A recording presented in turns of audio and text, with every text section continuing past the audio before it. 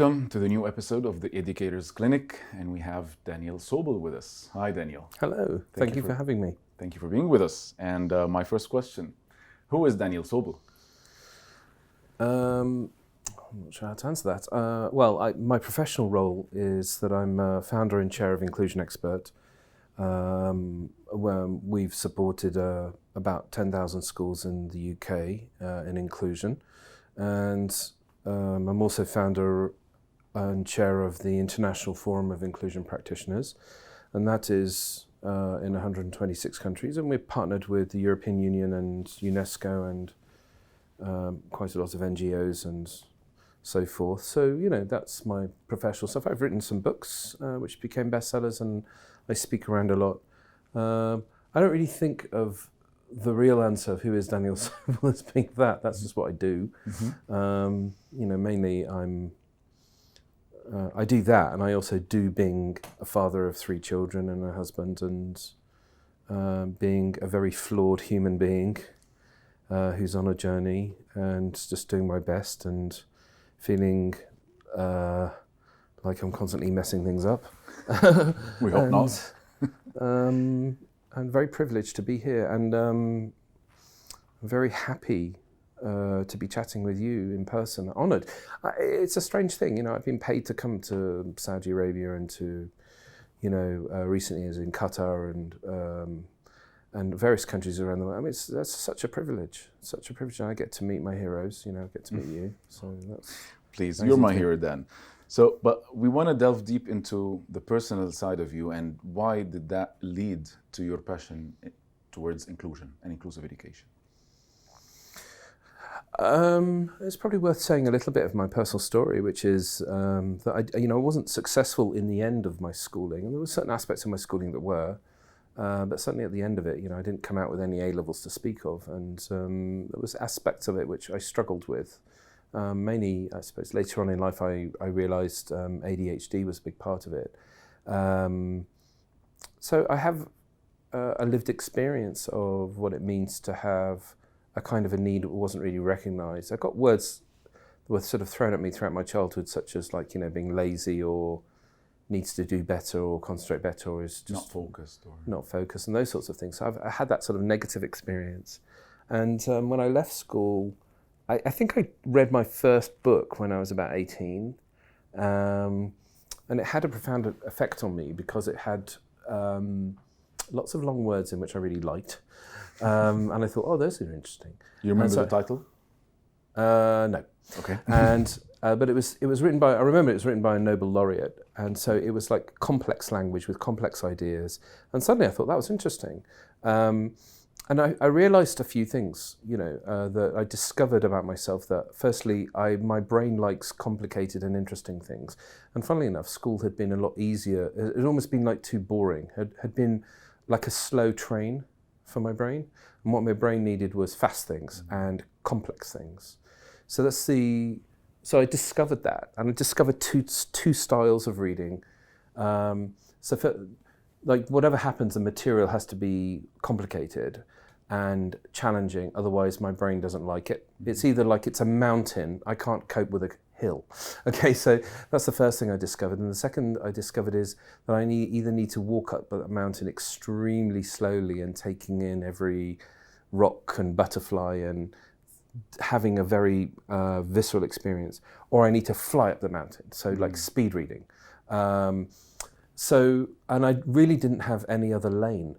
And actually most of education, my brain, my ADHD brain, was forced to sort of deal with material that wasn't actually that complex or interesting to me, and to deal with, and to read at a certain pace and to think about it in a certain way, none of which my brain was interested in.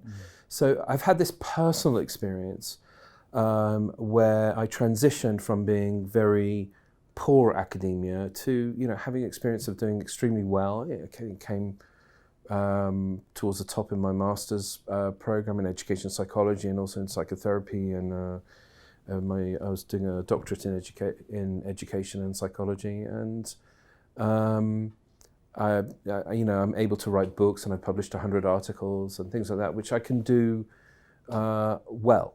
What do you think led to that transition from not doing so good in school into knowing that you can do good in postgraduate studies? And when were you aware that you have the ADHD? Were you diagnosed? The only formal diagnosis I got actually was about 10 years ago when a psychiatrist friend of mine said that it might help the medication for ADHD might help with my weight challenges because I have eating disorders and it's been a lifelong struggle.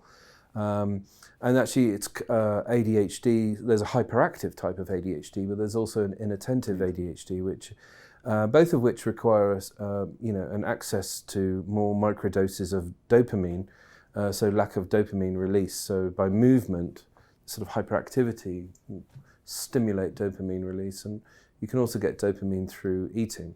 And so I can say that you're not the impulsive ADHD. I can say that. Yeah, I do have impulsivity in things like purchasing. I think my wife would tell you that. Executive functioning challenges, definitely. Right. Focus and attention. Of course, I can hyperfocus, and that's what I meant by slow reading or fast reading, right? But I knew of the idea of metacognition, the idea that I could work out how I learn, right? And that was really the gateway to being able to learn extremely well. And I ended up reading hundreds of books. And you extremely quickly. You knew that by studying it, by reading about it? Yeah, funnily enough, I read a huge amount of psychology, and which is why they allowed me to go to masters in the end, straight to masters without doing A-level or first degree. And in answer to the question about, well, can you do that? Well, I don't know anyone else has done that. So I mean, I was very lucky, very fortunate, very lucky, I think, to be to make that happen. But it was very enjoyable to plough through lots of books very quickly and to think very quickly. I like that. That is very interesting. I mean, do you think that for a person, an educator, as per se, to be more passionate about inclusive education and learning difficulties, do they need to have it in their own families or in their own blood or in their own DNAs so that they can actually feel about it? Or is it something that each and every educator should learn about, whether they have it, whether they have seen it firsthand or even secondhand? That's a really good question. I mean, I wouldn't possibly prescribe what I think people need. Well, I'll tell you what I've noticed, that I think I have a controversial view on this, which is that, and there's certain practicalities which you could throw at me and I'd say you're probably right.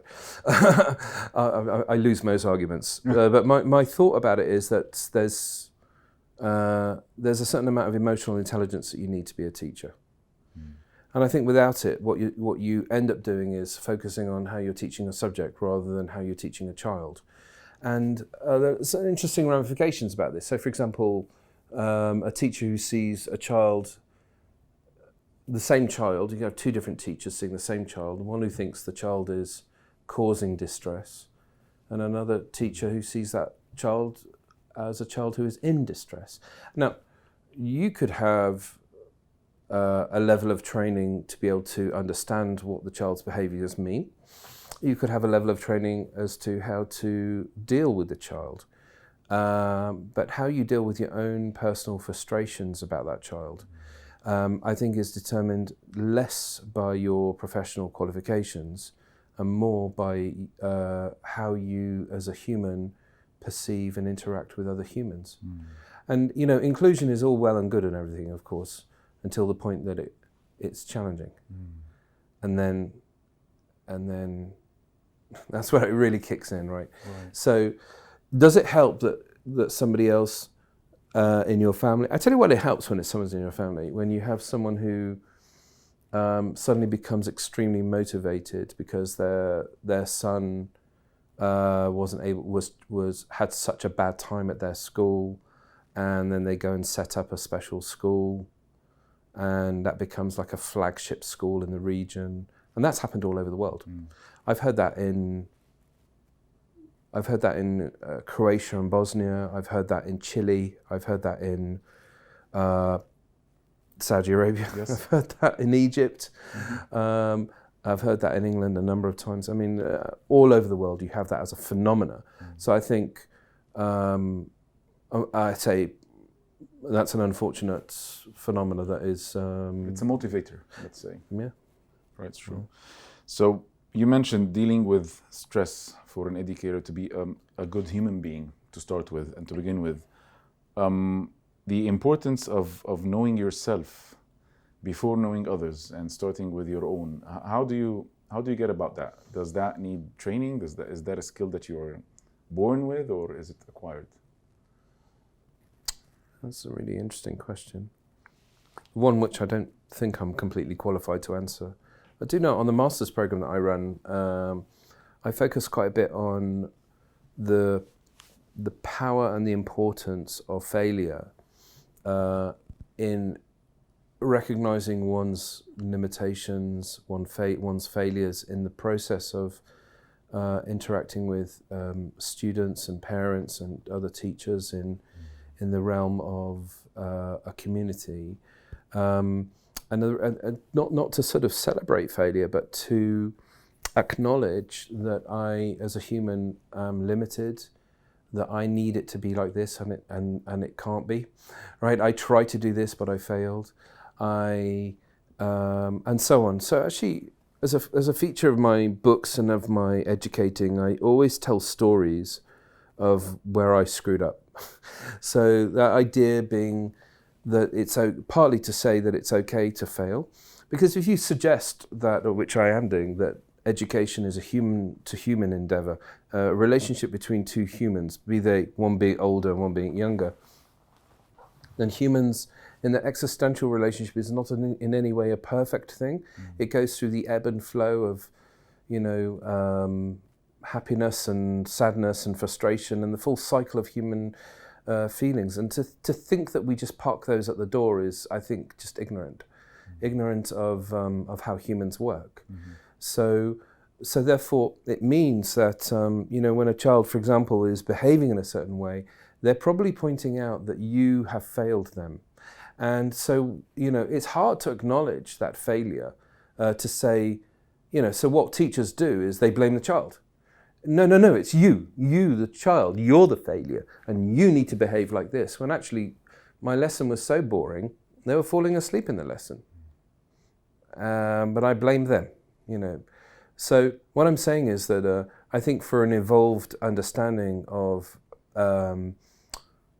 inclusive education in particular requires a personal journey of understanding, but not in some sort of like super enlightened way, but rather just in a sort of simple human-to-human way.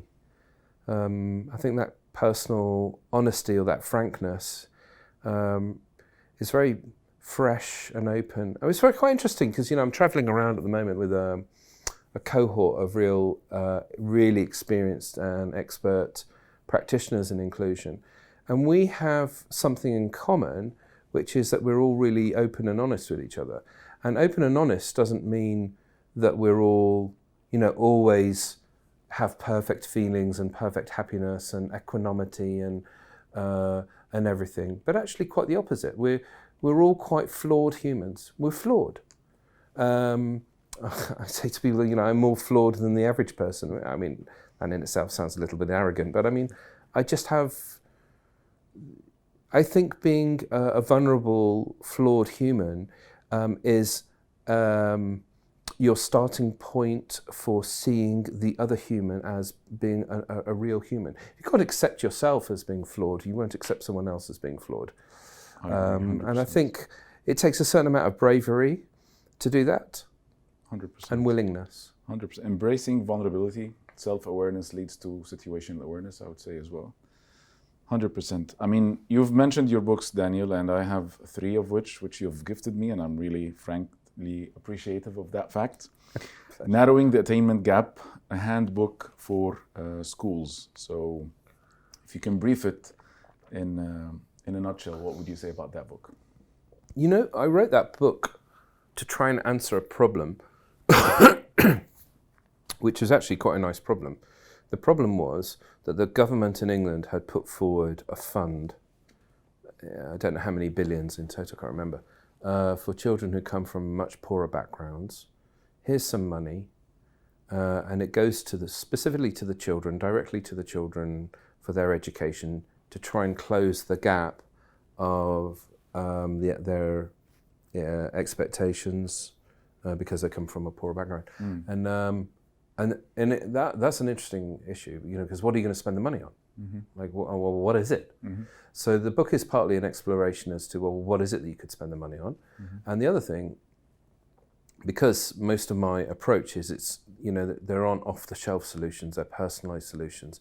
So I contributed something in there, which is sort of the macro theme, which is about soft data. So soft data means looking at not necessarily their grades and outcomes or summative data, but more about their participation, their engagement, their well-being and so on. And these are the factors which I think are the most interesting.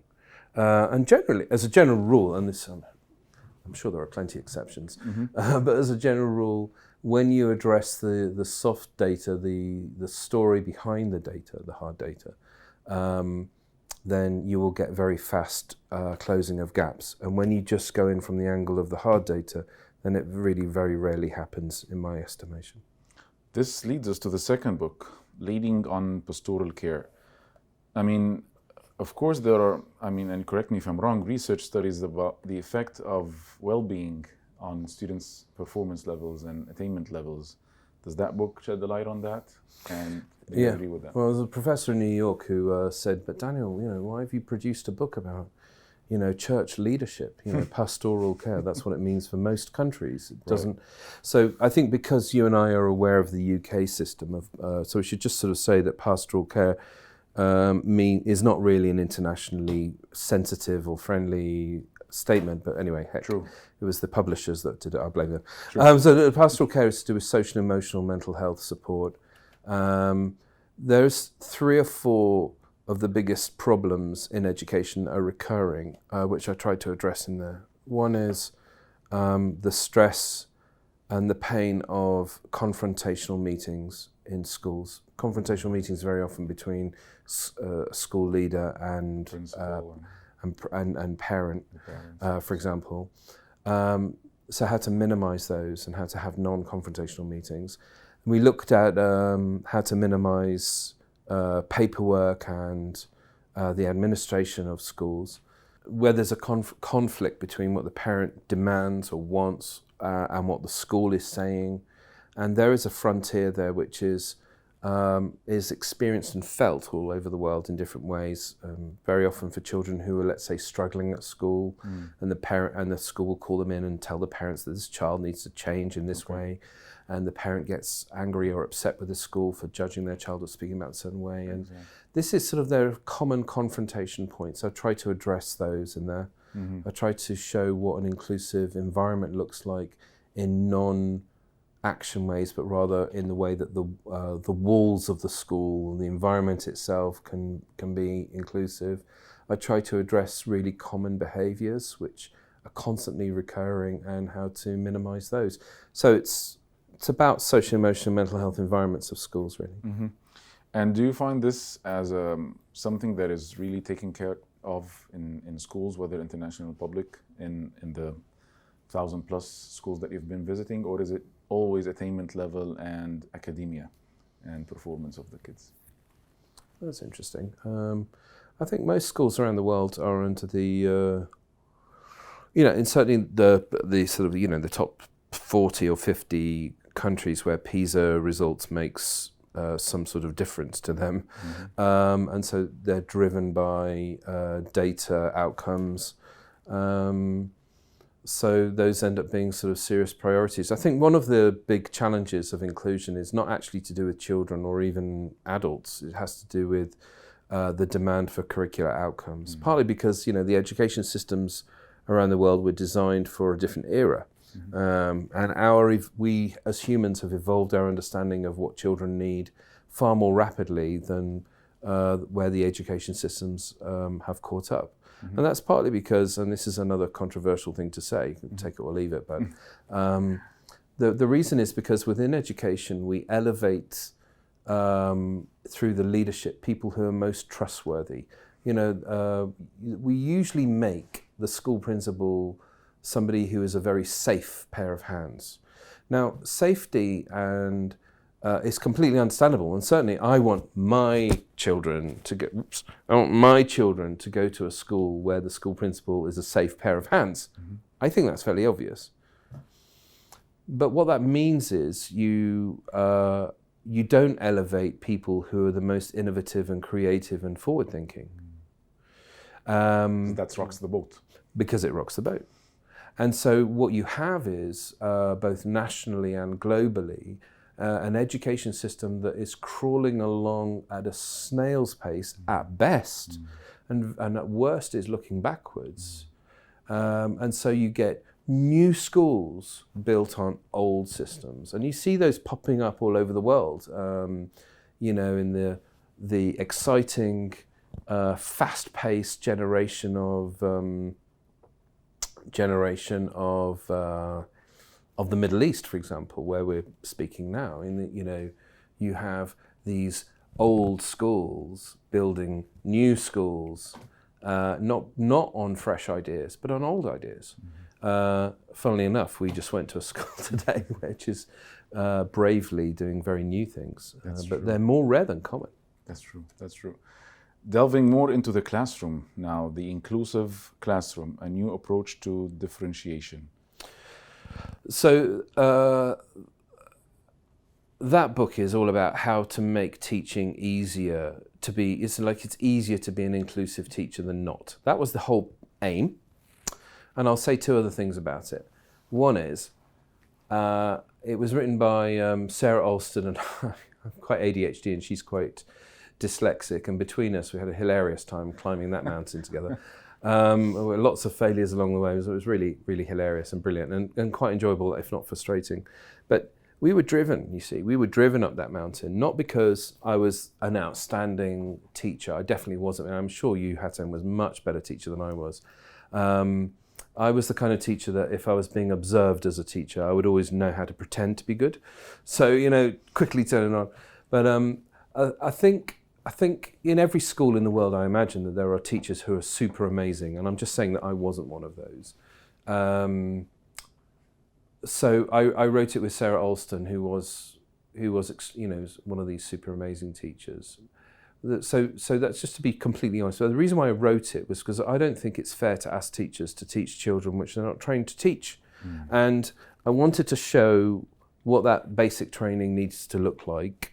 That would require, that a teacher would require to be a fully inclusive teacher. And it's not rocket science, it's not hard, it's not a particularly long book. It's just showing, well, instead of it doing like that, do it like this. And there's a few golden rules that for inclusive teaching to work, it needs to be easier to do than harder. It needs to be cheaper to do than more expensive. It needs to be less stressful to do than more stressful. So, I mean, those are your principles, and we just lay it down how to do it. And it theoretically, what we've, I think, shown is that it's possible to be an inclusive teacher, and it's easier to do inclusive teaching than not do it, which I think was a major act. Nice. I'm happy to say it's been a hit. Right. So, Right. Do you have to have diagnosed students with learning difficulties in your classroom to be an inclusive educator, to apply differentiation? You're leading me down I put at the beginning of that book a chapter which was, let's leave the labels at the door. And I did that because I think that diagnoses has really helped humans to understand children, to be able to see a child who there is a reason for their behaviours or the way that they are engaging. And there is an obvious pathway to meet their needs, and so they don't have to behave or engage in this particular way. And that is wonderful. And at the same time, it has also limited our understanding of what is possible for a child. So here's what I would describe as the inclusion paradox. I say that owning it myself, and I'm claiming it, but actually it was a teacher in Riyadh last week who gave me this. They said, do you mean an inclusion paradox? And I was like, yes, I'm going to steal that.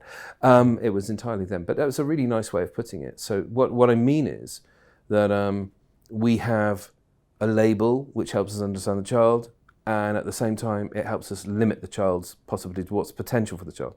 So diagnoses, no diagnoses, I suggest we leave those at the door. Leave it for the diagnosticians, leave it for the psychologists and the therapists and the speech language therapists and to have a lot of fun with all of those labels. But for the teacher, we leave it at the door.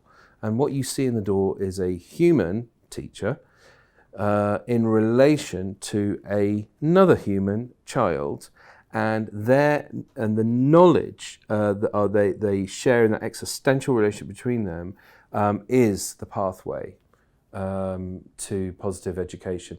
And you want to call it inclusive education or just good teaching or whatever, I think the labels are, the label of that is a slightly illusion as well. Call it inclusive education if you like, or just call it good teaching. For me, it's the same.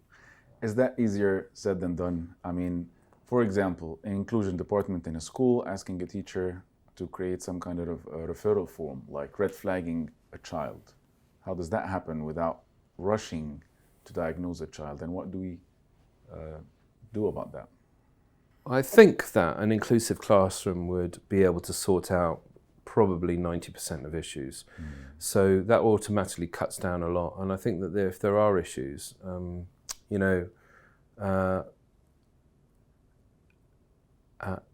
so it's just to be clear, I'm not advocating that we cut down diagnoses or referrals. There was a boy who was running around the school that I started working in, and he would scream at the teachers, "What?" And then he would go running off. It's like a pattern. It's like a pattern.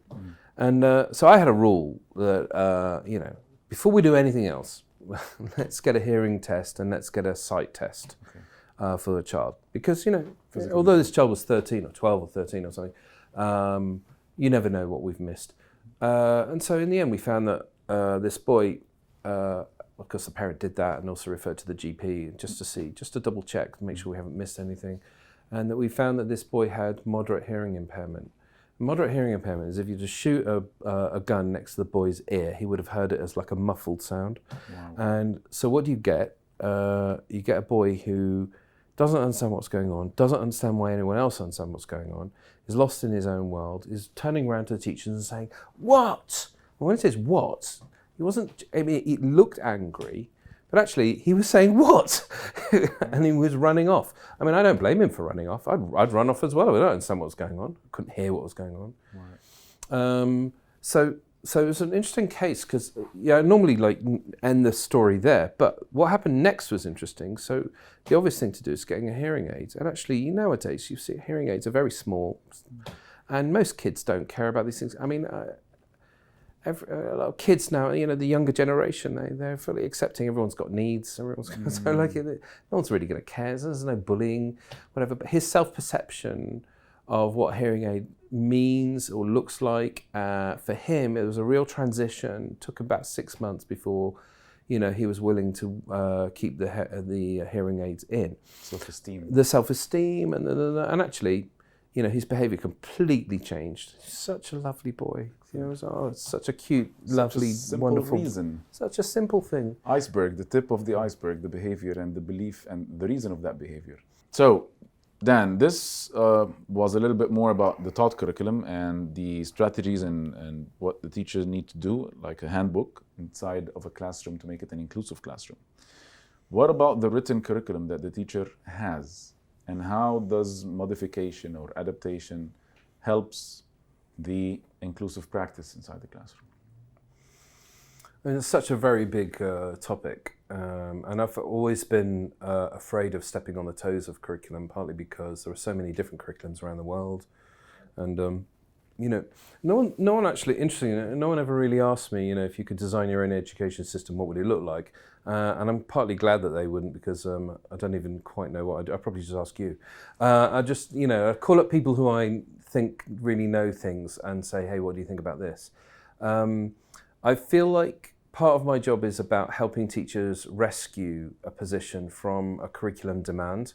So meaning you have a point where you need to get children to, by the end of the year, and they don't seem to be engaging. How do you engage? So I tend to avoid this idea of challenging, well, whether that's a good thing to do in the first place. I did encounter that on a very personal level with my own children. We went to the Dominican Republic for a month to a very unusual school setting there called the Hive, partly because it was just very different from just going to a hotel with my children. But there was an example of where self-regulation was your starting point. So they would check in with the children about how they're feeling and encourage them to find their own pathway to manage themselves. Do they need to play with friends or climb a tree or be quiet in the corner or whatever it was? That they had a sort of curricular direction. It could be that they're dealing with mangroves or beaches or jungle, whatever. And then the third element was you find your own way through your own metacognition about how you want to learn about the world. So there was a blend of learning about the world, themselves, each other, the environment, and using metacognition. So for me, that's like an ideal scenario.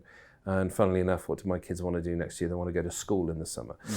So for them, like that's, I think that was like a sweet spot. And I don't know how easy it is to do on a larger scale. I don't know. I genuinely don't know. It's not to me. I don't know. Mm-hmm. Let me illustrate a really challenging position around curricular outcomes.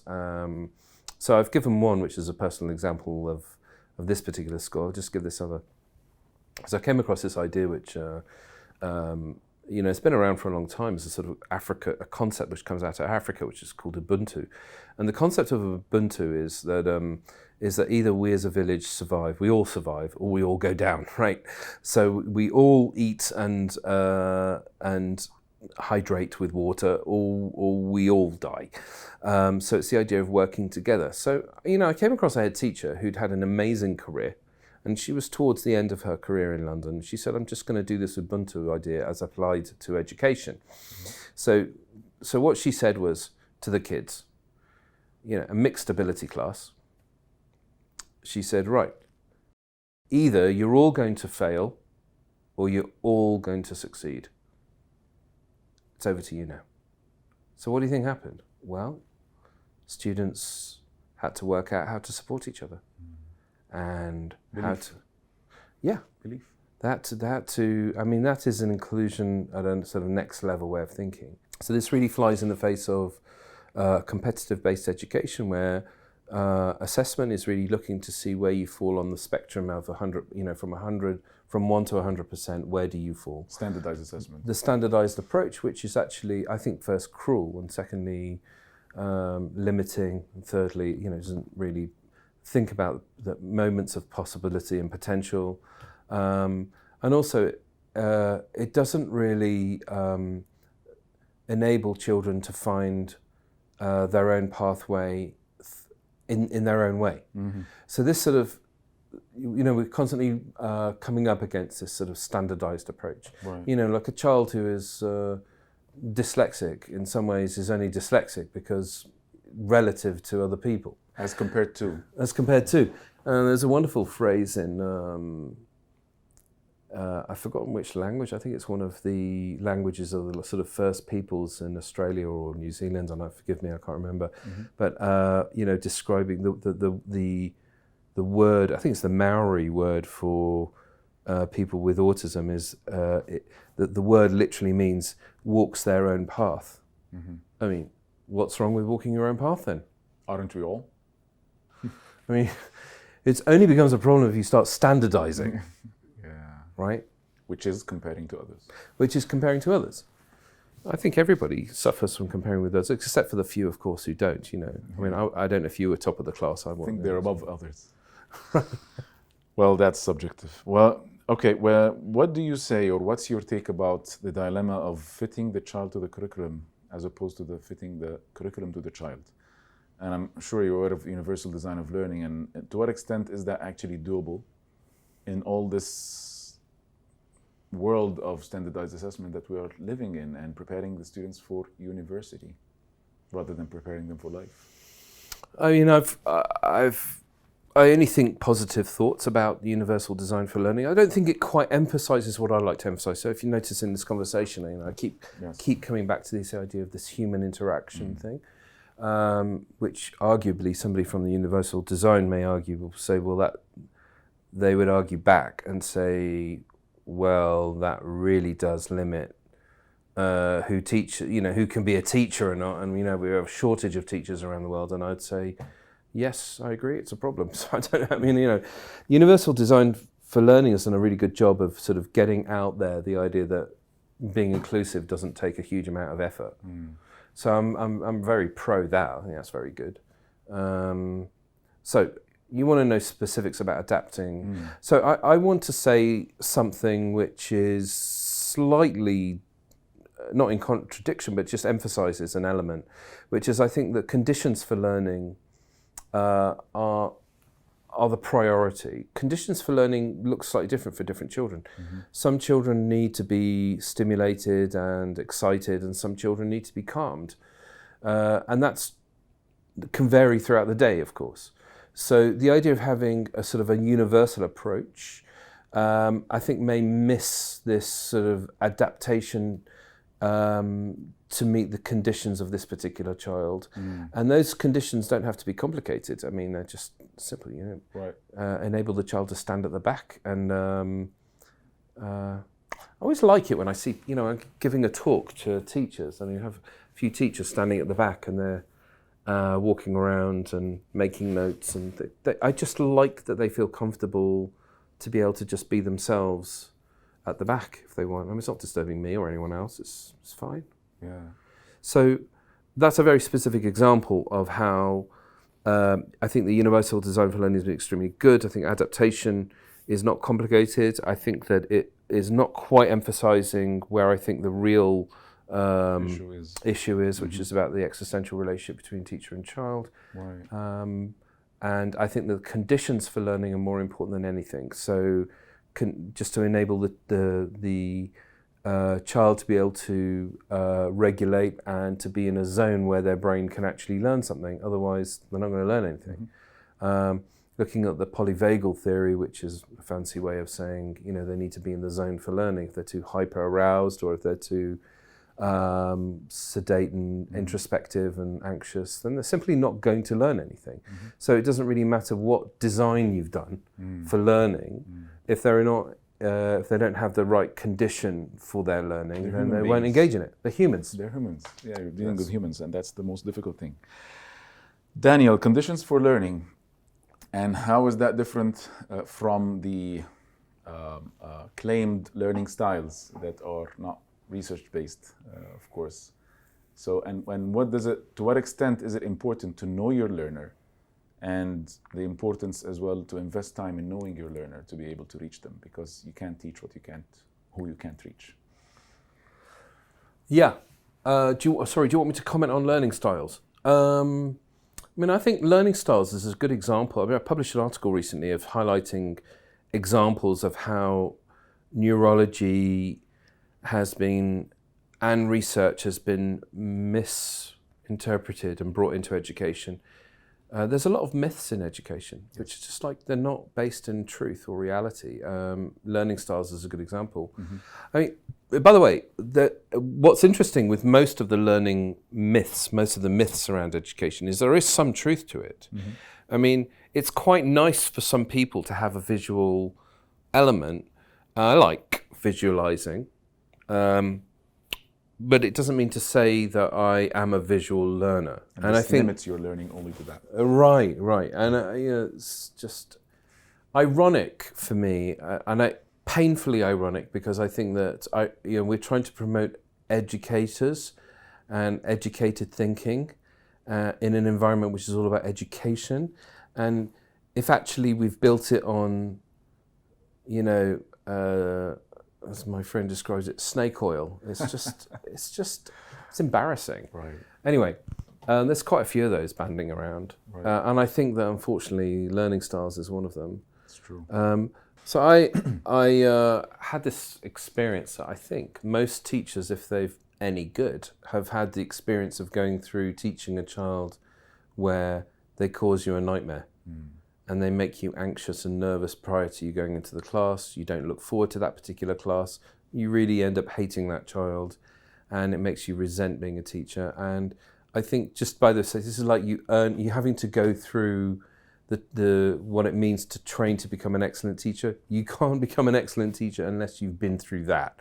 I think that's one of the things. I remember having that exact experience. Me going up to this child at break time. I was going to deliver a message to him in the following way. I was going to say something really positive, and then I was going to say something very strict and negative about how he can't behave this way and he shouldn't be doing this, and to stop this shouting out in my class and making fun of me, poor me, etc. And then say something positive right at the end. A sandwich. Yep. A feedback sandwich. Yep. Yep. And what I ended up doing was going up to this kid in a break time. I said, I just want you to know that I respect you, I like you, I think you're very interesting. Some of the things you say are really creative and really thoughtful. And then I chickened out saying the next bit, and I was so disappointed with myself. I went back that evening thinking, it was all positive. Why? Wow, I'm such an idiot. I'm such a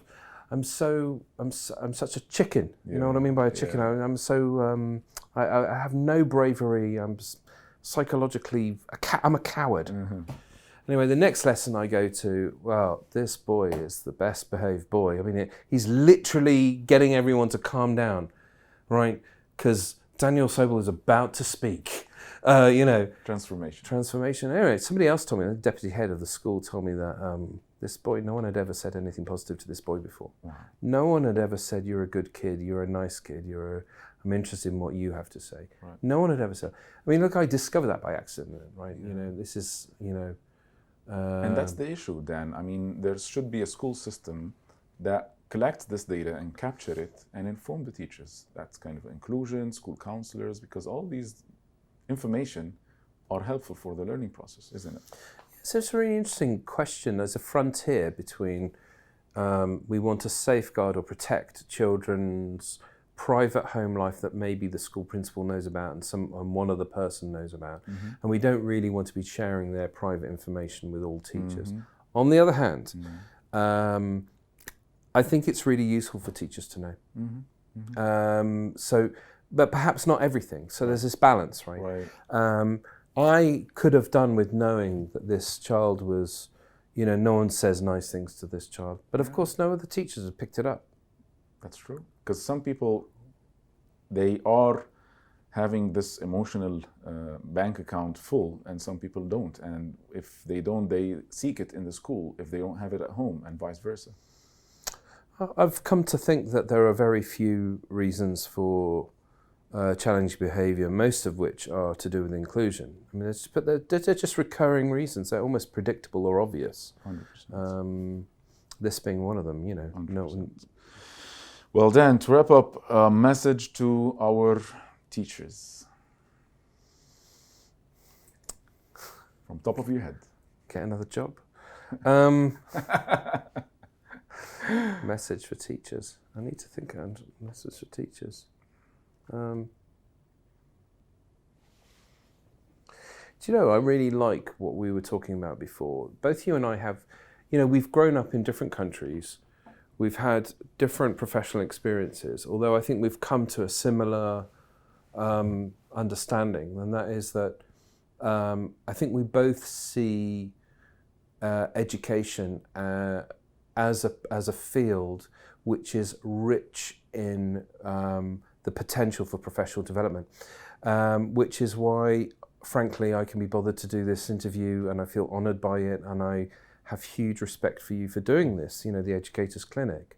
I think it really will, I think, divide the difference between great and outstanding teachers and teachers who possibly shouldn't be in the profession, is those who take professional development seriously. You see that in other professions, in medicine, in engineering, and so on. Look, if you trained as an engineer in 1959, and it's the year, 2009, I've probably got all my maths wrong. But anyway, how outdated my point is you have to keep up to date. Right. And our educational ideas have changed significantly in the last 25, 30 years since we started teaching. And, it's about being open and honest to and thinking that we haven't arrived yet. I mean, it'd be crazy if we met again in 20 years' time and the education environment that we're in has just stayed static. Yeah.